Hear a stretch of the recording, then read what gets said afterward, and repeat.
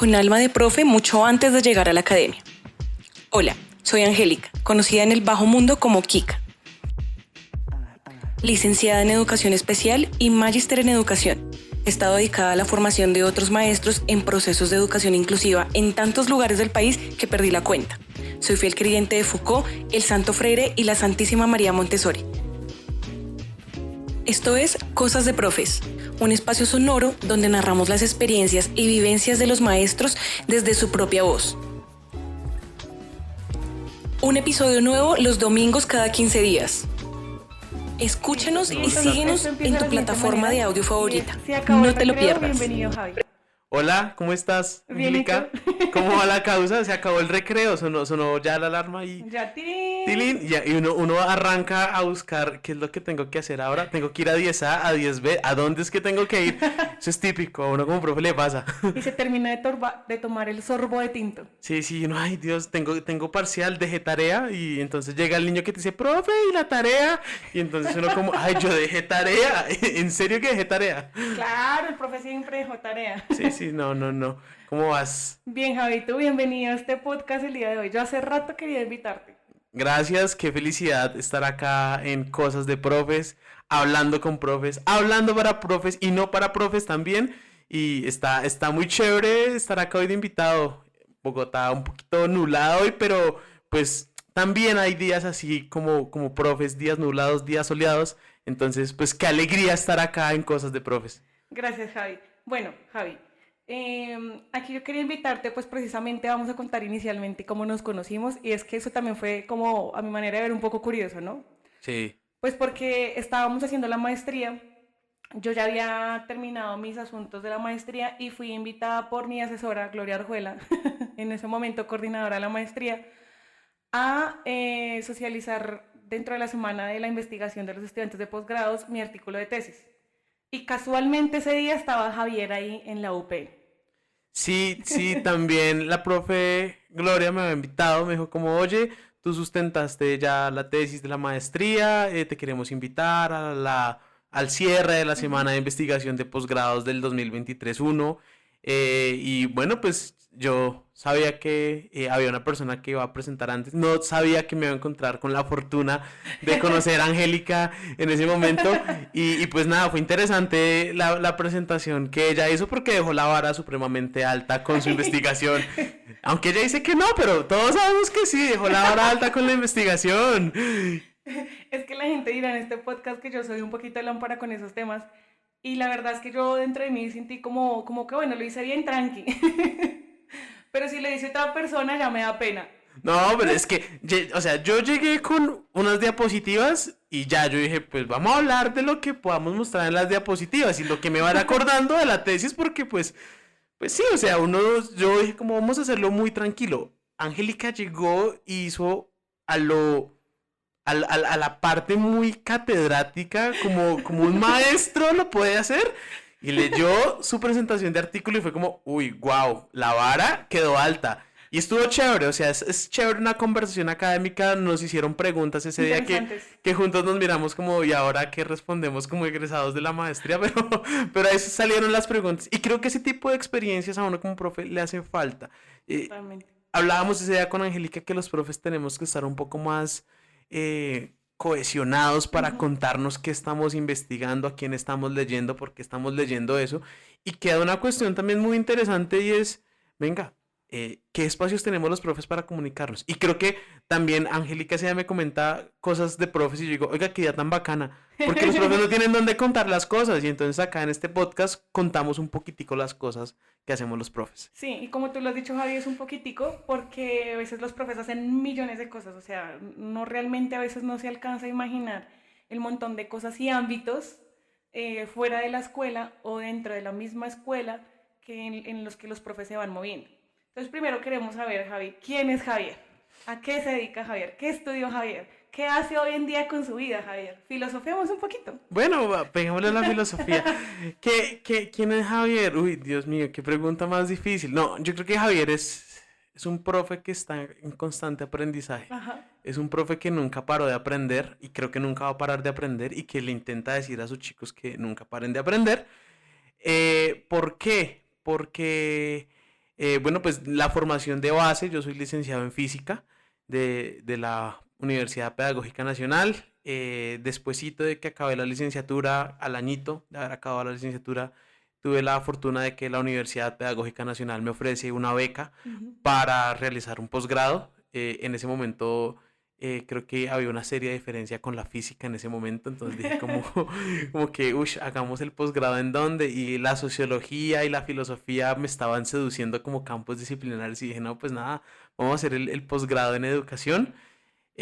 Un posgrado excelente, creo que la Sí, Universidad Pedagógica siempre te abre las puertas de una manera muy bonita.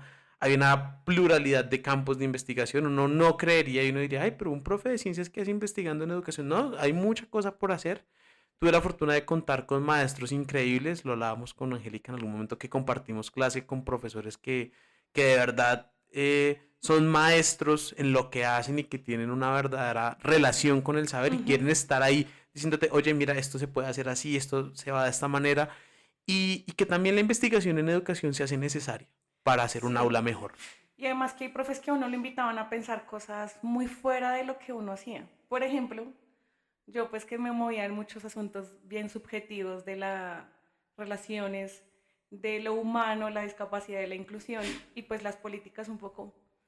Pero cuando yo tuve clase con Bustamante precisamente era, fue pucha, ¿qué estoy haciendo con mi conocimiento y mi saber, entre comillas, disciplinar? Que no es un conocimiento disciplinar la educación especial, en lo que yo entiendo como educación especial.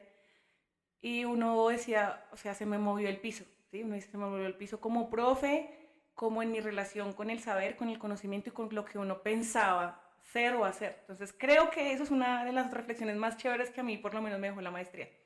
Pero Javi, un momento, aquí estamos hablando de grados de ñoñitud. ¿Y cómo así que ganaste beca? O sea, eso es ser muy ñoño, porque es que yo gané beca, pero por mérito deportivo, eso es una cosa distinta. Pero tú ganaste beca por tu excelencia académica, ¿no?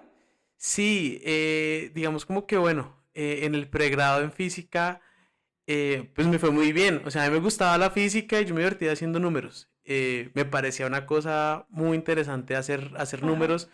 Y creo que la estancia en la Universidad Pedagógica, en el departamento de física, en la época en donde estuve, fue muy buena. Profesores excelentes que siempre te invitaron a cuestionarte más allá. Que ahorita, digamos, como egresado y como una visión un poco más amplia del mundo, diría, hay que poder, o sea, se le pueden hacer aún mejoras al programa de licenciatura en física y se pueden invitar a más estudiantes a que hagan parte de estudiar cuestiones como física cuando Ujú. los seduces con con otro poquito de cosas y de habilidades que requerimos para la vida, pues, personal y laboral, sea en el ámbito de docencia o sea Ajá. fuera del ámbito de docencia. Pero fue muy chévere. Pues digamos en el pregrado en física hay una historia bien chistosa y es que yo me iba a graduar como en el 2018 uno, Ajá. pero el asesor no alcanzó a leer la tesis y me dijo, no, dejémoslo para el 2018 dos. Uy, Y en ese momento se graduó una persona con el promedio más alto. Entonces yo, bueno, pues nada, bien. Y al siguiente semestre el promedio más alto lo tenía yo.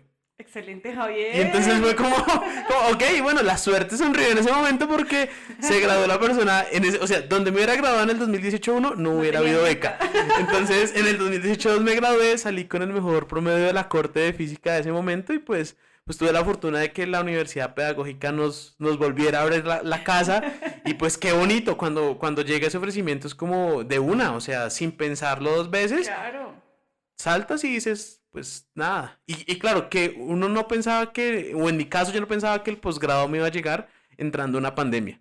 totalmente. Uy. Entonces fue como un cambio fuerte.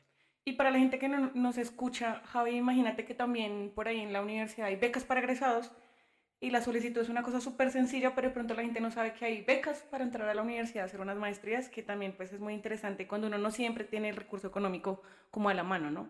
Listo, Javi, entonces nos decías que entraste ahí a la maestría y cuando llegas a la maestría, ¿con qué expectativas llega? ¿Por qué lo digo? Porque normalmente uno llega con una idea de que, bueno, ya quiero investigar esto o quiero conocer más a profundidad, entre comillas, de educación. ¿Y por qué lo pongo entre comillas? No porque no se aprenda de educación, ni el amplio espectro de lo que muchos podemos entender como educación, sino porque la maestría tiene unos énfasis bien específicos y de eso uno ve casi todo.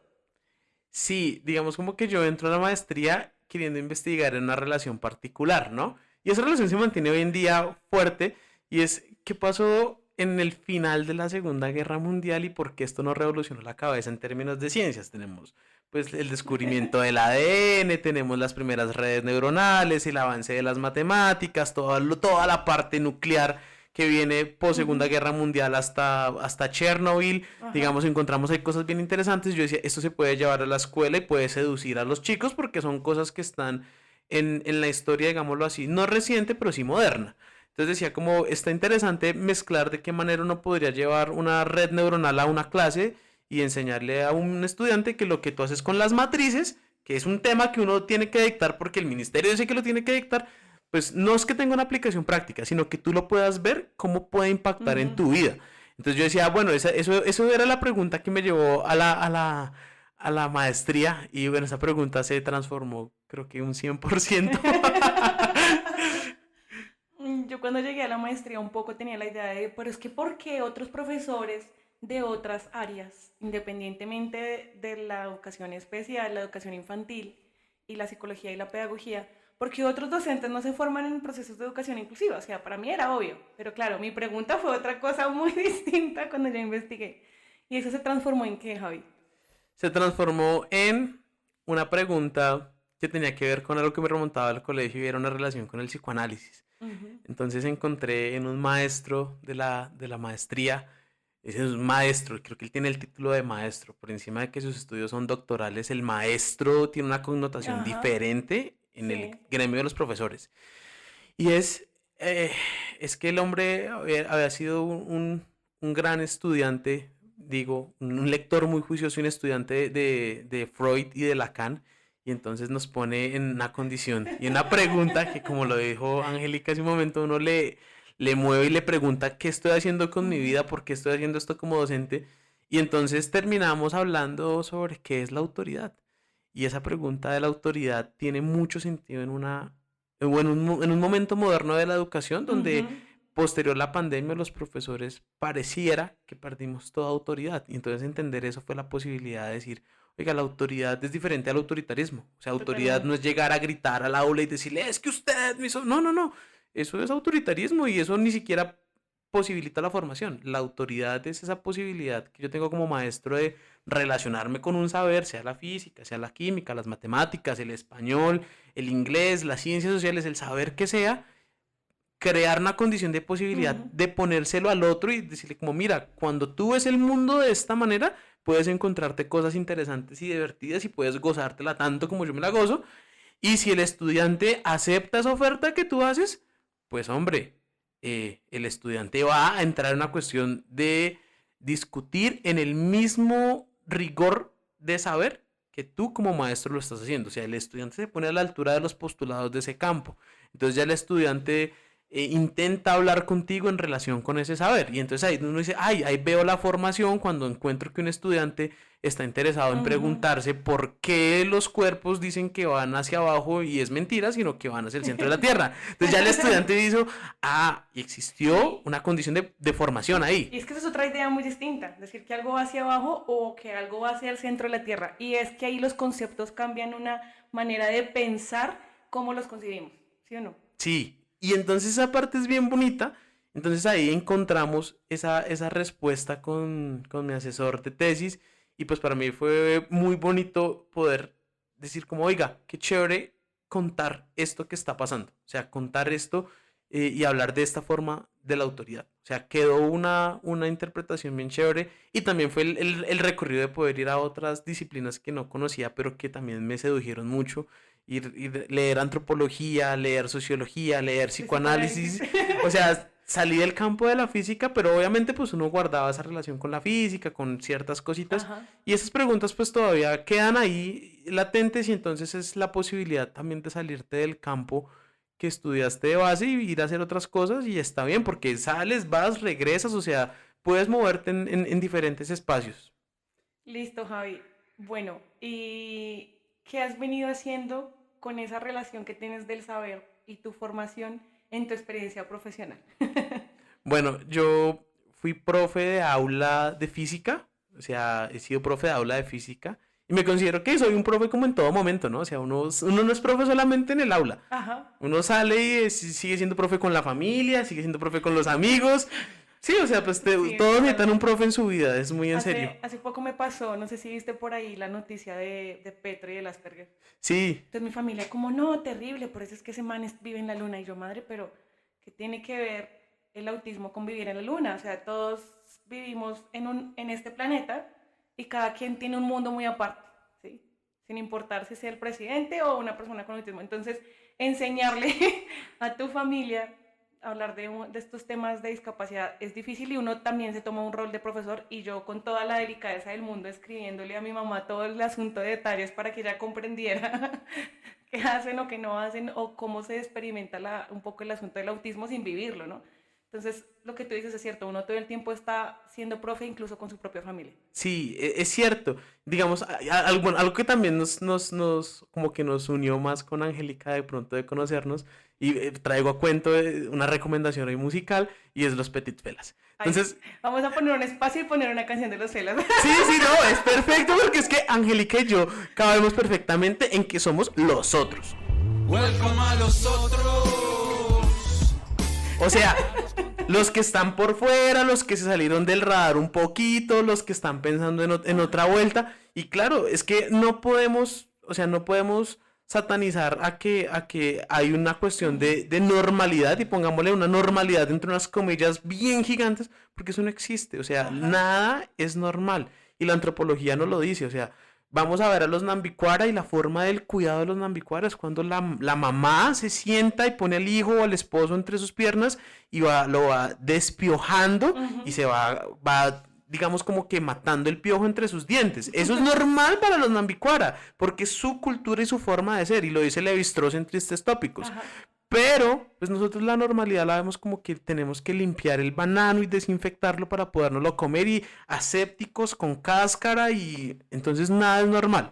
Todo va a depender de una óptica cultural con que lo veamos y lo mismo sucede con las personas. No hay un criterio de normalidad y anormalidad, sino que cada quien tiene, digámoslo así, desde el psicoanálisis, un rasgo y un síntoma singular.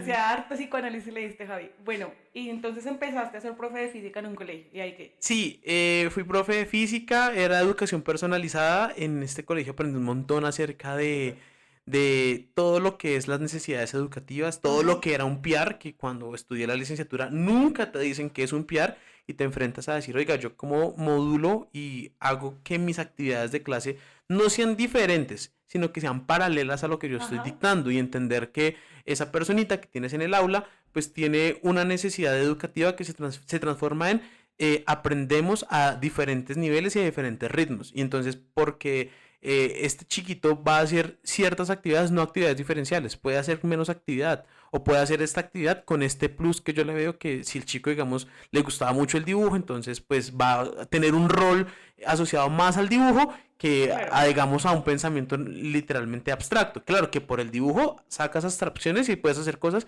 y entonces también como empezarte a fijar y ser sensible de que puedes explotar en tus estudiantes. Y ese fue otro punto de encuentro que tuvimos con Javier, hablar de esos temas, digo yo, medio ñoños de lo que involucra pues trabajar con personas con necesidades educativas particulares y pues un poquito también, digo yo, en asuntos de la discapacidad. Sí, sí, sí. Y pues digamos ese punto, uno como docente a veces sale de la universidad muy poco formado, o sea, tú no tienes una formación de pronto juiciosa en ese tipo de temas Ujú. y llegas al campo laboral y tampoco hay muchos colegios que se preocupen muy fuerte por hacer la inclusión, sino como, ay, sí, vas a tener un niño ahí, tienes que ajustar las actividades.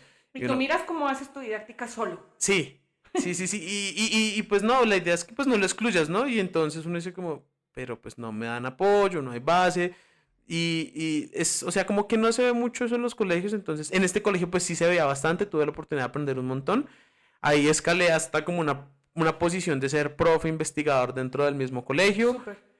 trabajamos como en ese equipo muy interesantemente, ahí encontré también pues una relación como con los datos, con aprender a medir Ajá. las cosas, trabajamos con ese equipo en producir didácticas y producir como un modelo pedagógico para la institución, entonces también Ok. como que la maestría jugó ahí rol importante en ese momento, o sea, como que todo empezaba a encajarse y pues yo salí de ese colegio como a mitad del año pasado, del 2022, y volví a ser profe de aula como tal en física. Y ahí pues como que entendí que algo que hemos comentado también con Angélica por estos días y es que pasó algo en la educación después de la pandemia y quedó el aula de clases fracturado un poquito. O sea, Téngamelo ahí en pausa, Javier, porque esa es una pregunta, no se me adelante. sí, sí, sí. Entonces encontramos que el aula de clase puede tener una fractura en estos momentos y entonces digo como, ok, y tuve la oportunidad de este año, a lo largo de todo este año, trabajar como líder de pedagogía en una fundación que, o sea, que su propósito general era la apropiación social del conocimiento Ujú. en 9 municipios de Cundinamarca. Entonces fue muy bonito también salir de Bogotá, ver cómo se da la educación en Cundinamarca, ver lo que tienen los niños.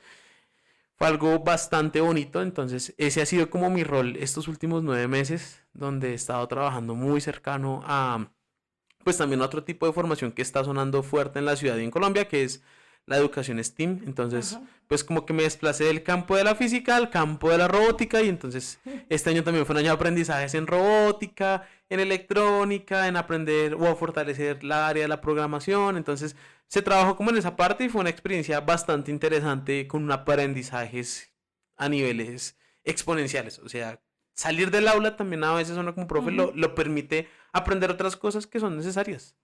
Javi, y esos temas que tú dices me parecen muy relevantes porque hoy día, y lo conversábamos también estos días que charlábamos, pues son temas que le interesan cada vez más a las nuevas generaciones que, por ejemplo, si tú me preguntas en algún momento cuando yo vi cositas demasiado básicas de robótica, pues nunca fue como el interés ni siquiera tanto de mis colegas, de mis compañeros, perdón, del colegio, sino que nos interesaban otras cosas.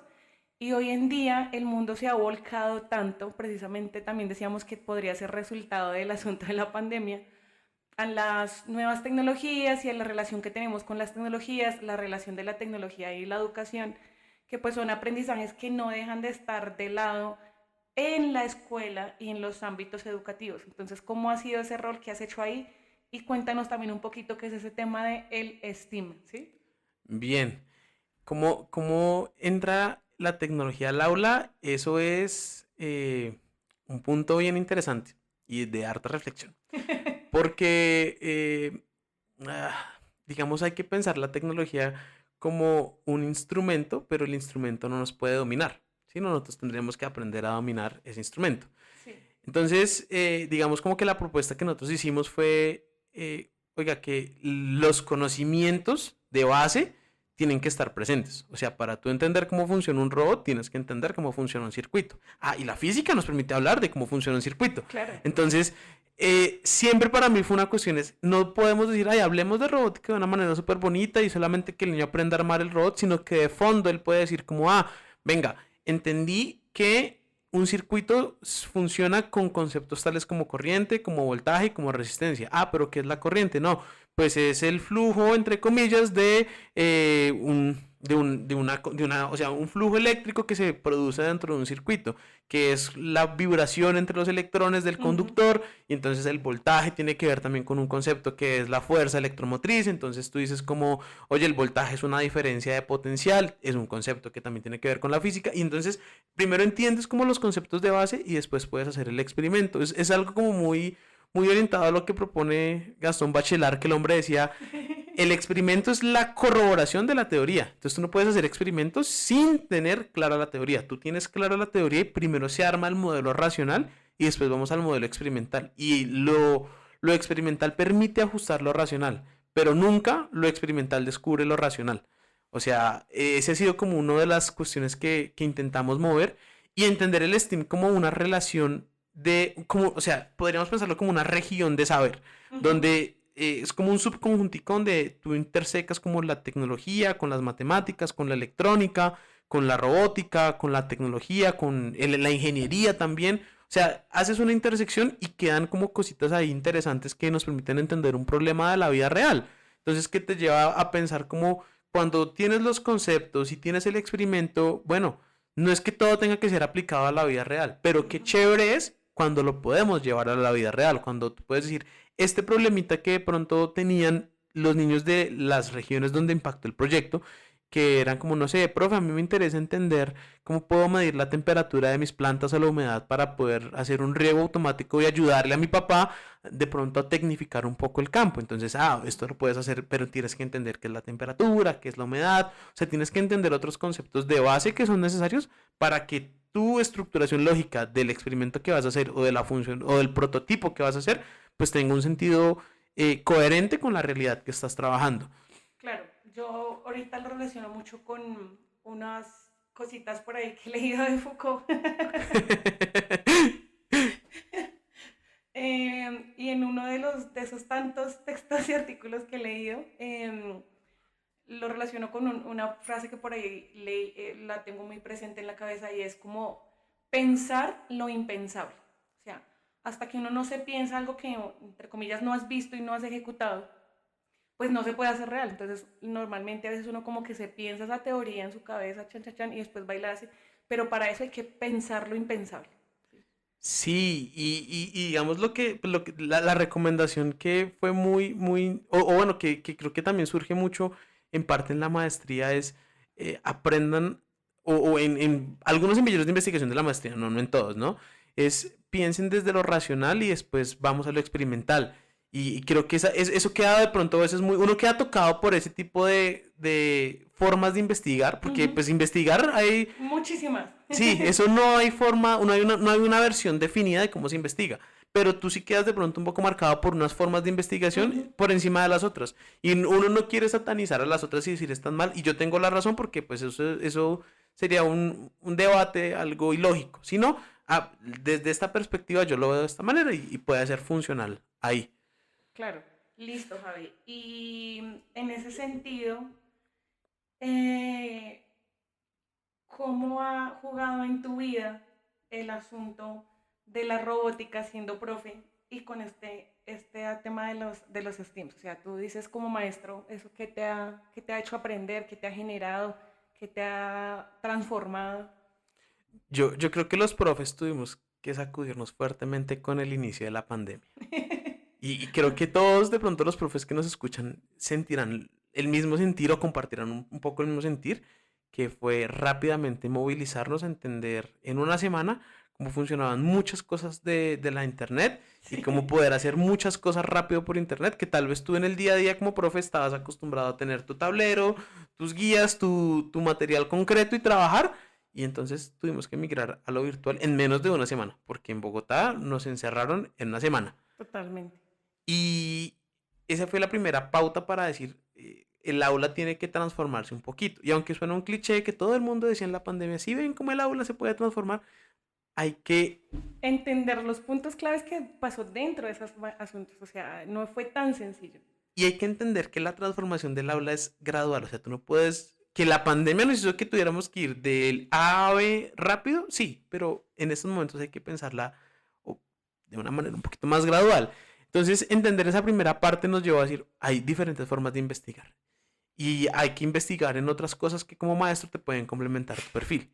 Y además de eso, pues nos lleva a una cuestión bien interesante y es qué otros roles puede ejecutar el maestro o el pedagogo cuando está o cuando se sale solamente de esa cajita que se llama aula y que es un laboratorio muy bonito y que creo que es una de las experiencias más bonitas que a uno como ser humano le puede tocar y es estar en un aula. ¿Sí? Y esa aula que tiene pluralidad de saberes, pluralidad de cosas, pluralidad de personas y en la que acontecen mil y un cosas maravillosas, pues se puede desplazar a otros espacios. Entonces, digamos como que esa primera parte de entrar en esta cuestión de didactizar las cosas de otra manera, de pensarte los contenidos de otra manera, de hacer las clases de otra manera, fue muy importante. Y ahorita con esta cuestión de la robótica, la electrónica, que este año aconteció en mi vida, pues he dicho como, oiga, se puede llevar elementos de robótica para mejorar por lo menos los laboratorios de la física, que a veces suelen ser tan con cronómetro y en mano y que tú tienes que medir el tiempo y que eso pues no es tan fácil a veces y que frustra un poco al estudiante. Como muy esquemáticos. Sí, se puede mejorar un poquito y dices como, no, pues puedo enseñarles más bien una cuestión de electrónica y es montemos un experimento donde yo pueda utilizar sensores para medir, ¿sí? Y para contrastar las medidas. Pero también eso me ha llevado a una reflexión interesante que pues es como algo que uno se empieza a pensar y es, venga, el profe puede ocupar otros espacios diferentes al aula de clase. Es una pregunta bien interesante, ¿sí? Que también la teníamos hace poco en nuestras conversaciones. ¿Y eso qué te hizo llegar a esa pregunta, Jara? Entender un poquito que el rol del pedagogo no es tener una relación con el saber, sea cual sea el saber que tú manejes, pero el rol del pedagogo es también el de circular conocimiento. Y entonces lo Ujú. decíamos con Angélica hace un momento, uno está enseñando en todo momento. Entonces tú le enseñas a tu familia, tú le enseñas cosas a tus amigos y digamos, en roles de pronto un poco que no tienen que ver tanto con el aula, sino con cuestiones un poco más, digámoslo así, entre comillas gigantes, administrativas o de liderazgo de un equipo de profesores, pues tú estás enseñando constantemente, podemos hacer esto así, podemos hacer esto de esta manera. O sea, tú estás haciendo que el saber que está sucediendo dentro de ese espacio administrativo Circule. circule. Y eso también te lleva a ti a una reflexión de decir, bueno, el profe es importante en la sociedad y pareciera que hay como un ocultismo donde dicen, ay no, el profe ya no es importante porque en cualquier momento una inteligencia artificial lo va a reemplazar y va a poder dictar tus contenidos. Bueno, pues sí, o sea, en cualquier momento no estamos exentos de que nos reemplacen y lo hemos visto con todos estos cursos de los MOOCs, Sí, donde sí, sí. están en internet que tú ves un profesor que ha grabado ya las clases y tú las consultas y sí, o sea, estamos o sea, se nos avecina una tecnología que posiblemente podría reemplazar ese rol del maestro tradicional que da el contenido. Pero el rol del pedagogo no se reemplaza porque tenemos una herramienta poderosa en las manos y es que la pedagogía nos ayuda a circular el conocimiento. O sea, nosotros tenemos digamos, a diferencia de otros roles que tú puedes compartir en otras organizaciones, es que el pedagogo tiene la capacidad de que lo que aprende lo puede hacer circular. Y esa capacidad es muy bonita y que es muy necesaria.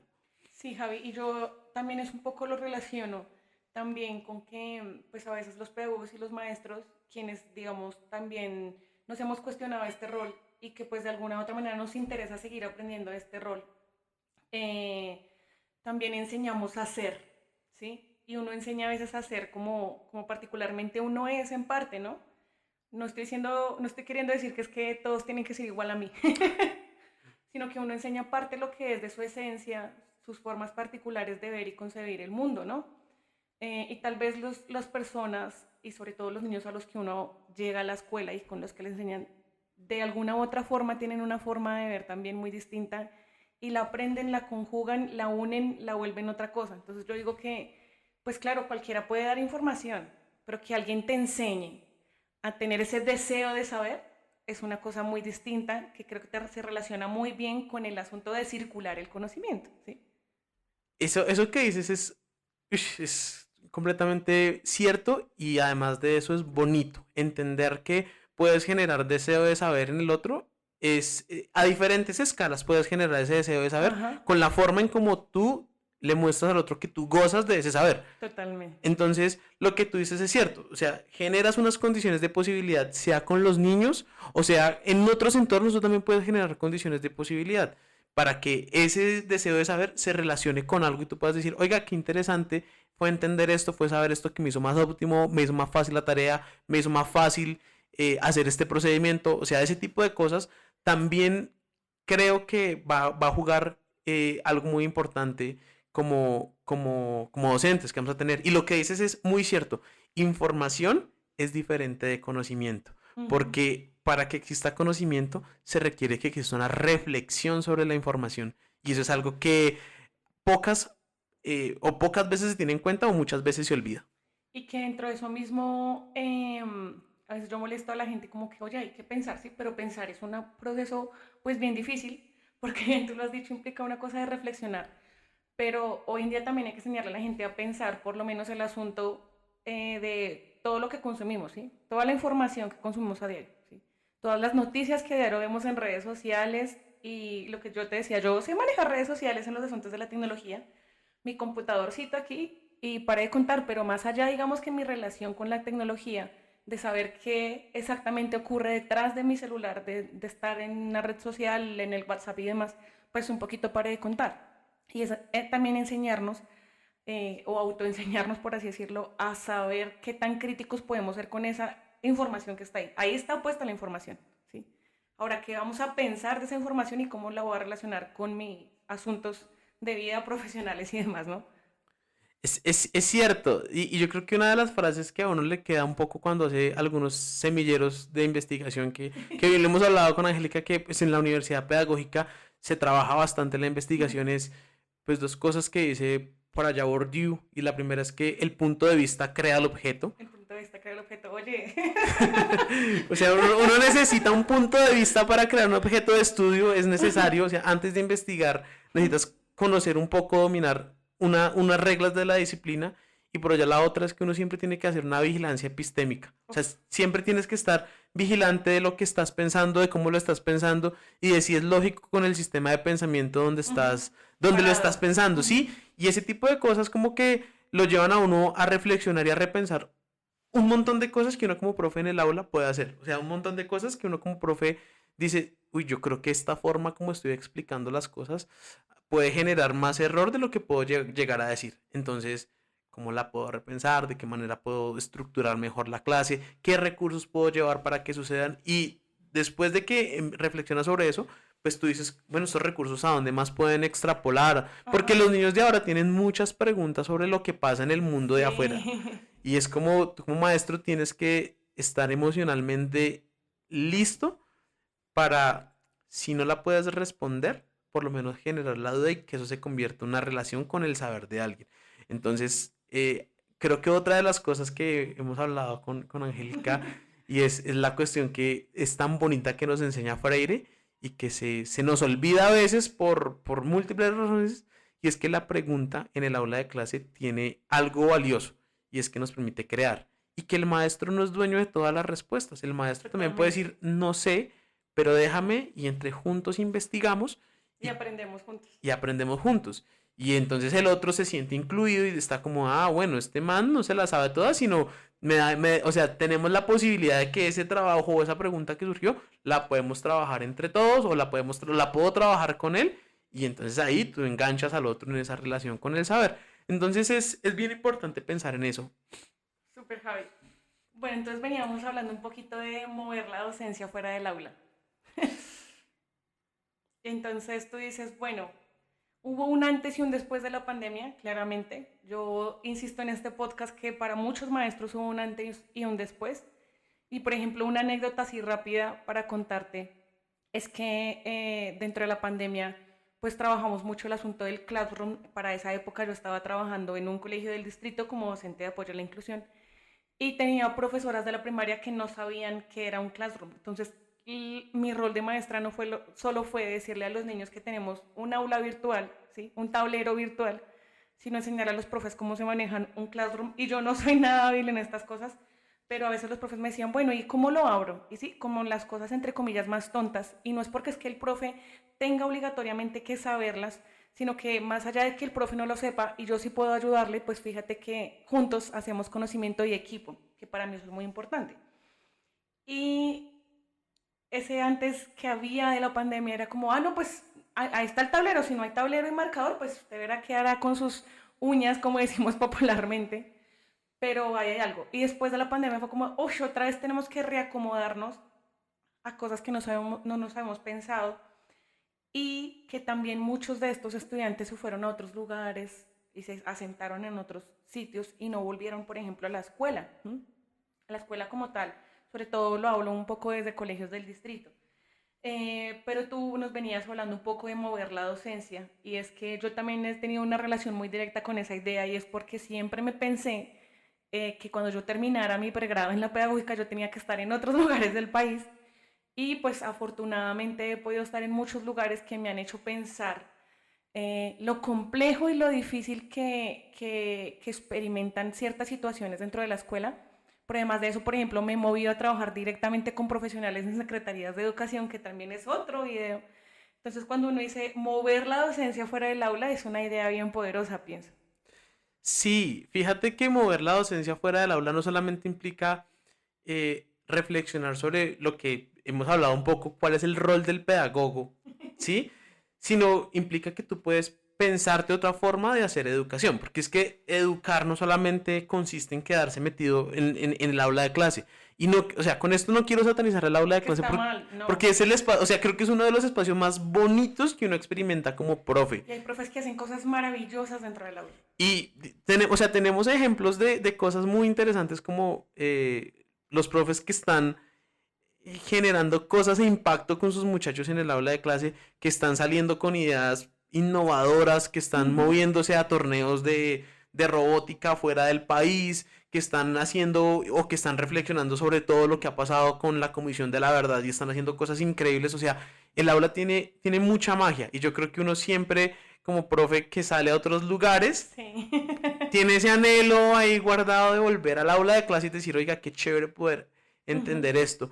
Hace poco tenía la conversación con un compañero, con un matemático, y el hombre me decía, ir a la industria y trabajar fuera o trabajar en el aspecto industrial y entender cómo tú ves las cosas de las matemáticas aplicadas en la industria, te da un plus. Y es que cuando vuelves a ser docente, sabes cómo esas cosas pueden ser un ejemplo concreto para tu clase y los puedes preparar para ese futuro cercano que ellos pueden experimentar. Ajá. Entonces, claro, o sea, tú te desplazas, vas a otros lugares, pero creo que siempre hay como una necesidad de volver al aula de clase y de volver a intentar enseñar. Entonces, como que hace poco yo estaba pensando y decía, bueno, existe algo que uno siempre se ha pensado y es que los antropólogos solamente estudiaban la cultura. Entonces, el antropólogo solamente se encarga de ir a diferentes culturas y entender lo que pasa. Pero nos hemos dado cuenta que de un tiempo para acá el antropólogo entra a la organización y tenemos antropólogos organizacionales o empresariales y yo decía, bueno, también en un momento dado vamos a necesitar un pedagogo en la empresa y en la empresa entiéndase cualquier industria porque Ujú.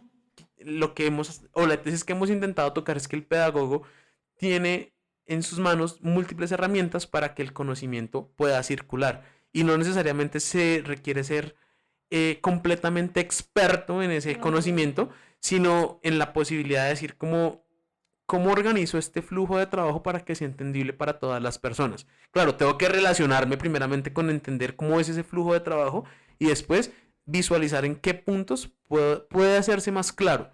Y yo digo, eso está bien, o sea, no es la invitación a pensarnos otros espacios donde pueda ser posible la pedagogía diferente del aula y rescatar ese saber tan bonito que tiene el ser pedagogo y entender, y yo creo que eso también es algo que uno queda muy marcado de la maestría, que no todos, o sea, que los profes que muchas veces nos dieron clase no tienen en su formación una licenciatura.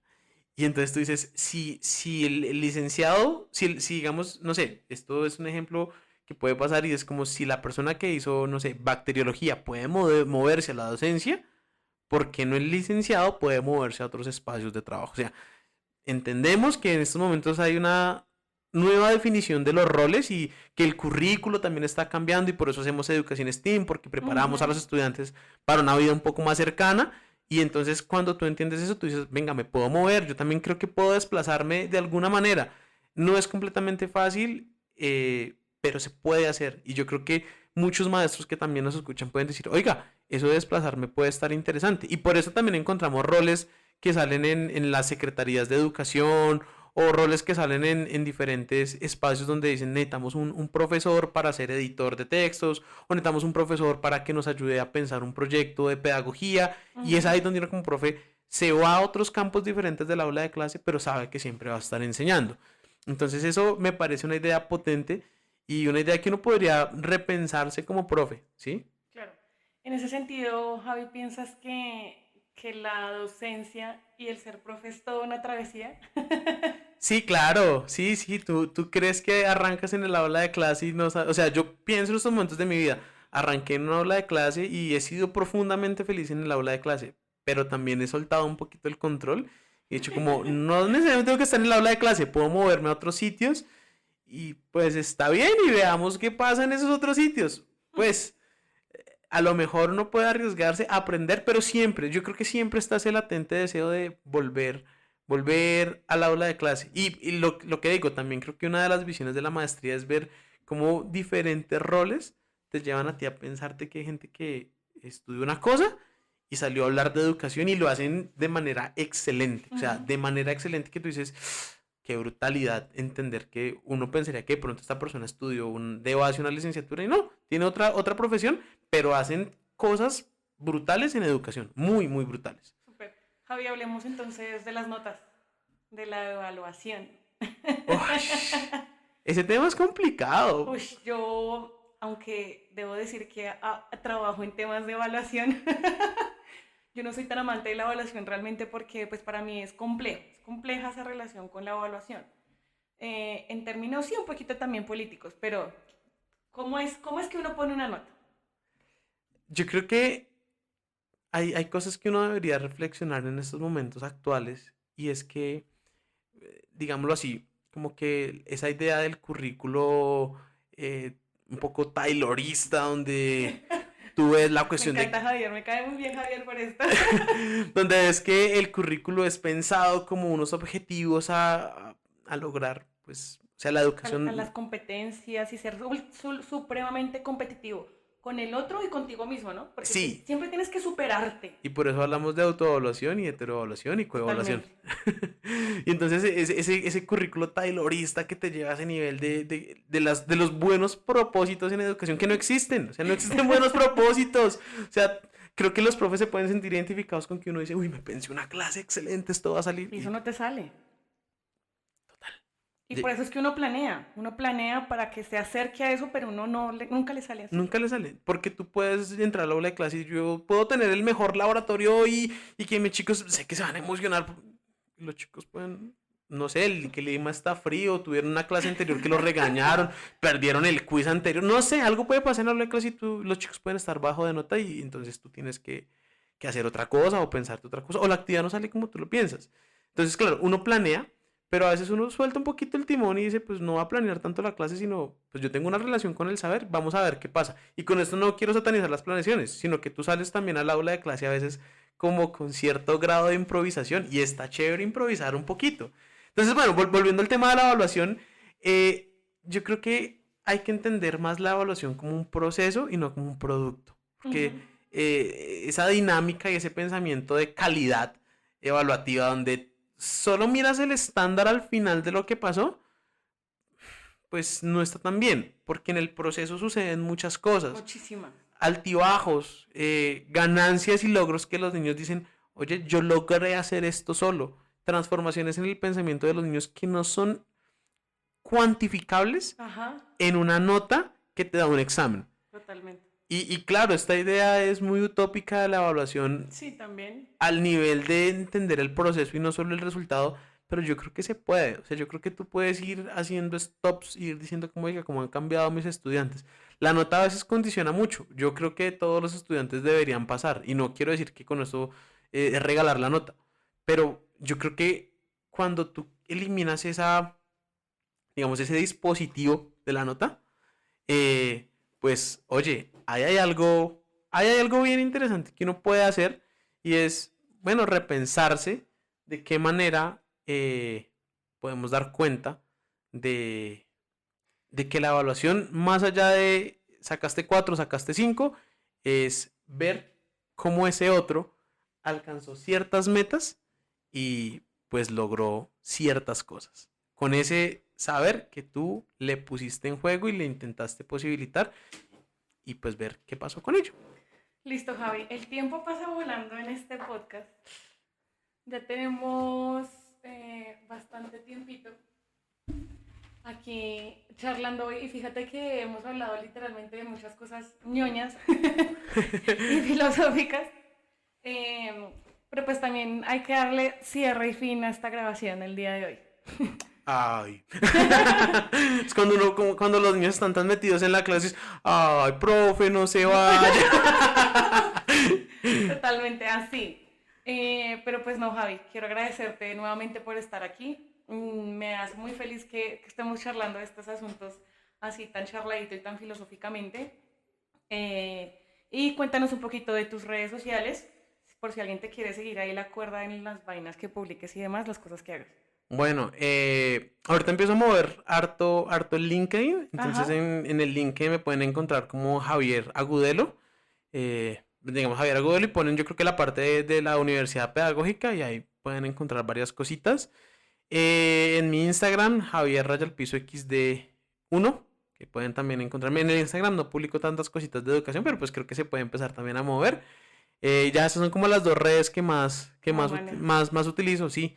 Y pues por ahí cualquier cosita, cualquier consultica o cualquier tema del que podamos hablar, pues con mucho gusto. Ahí, o sea, yo creo, y se lo he dicho a Angélica, que los maestros, si nos comunicamos más, movemos más cosas.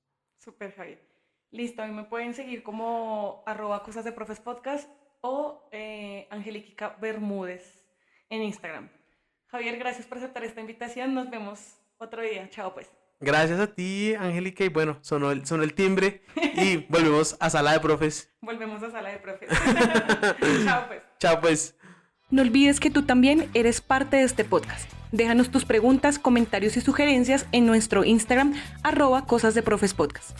Y síguenos en Amazon Music, Spotify, iVoox y Google Podcast. No te lo pierdas.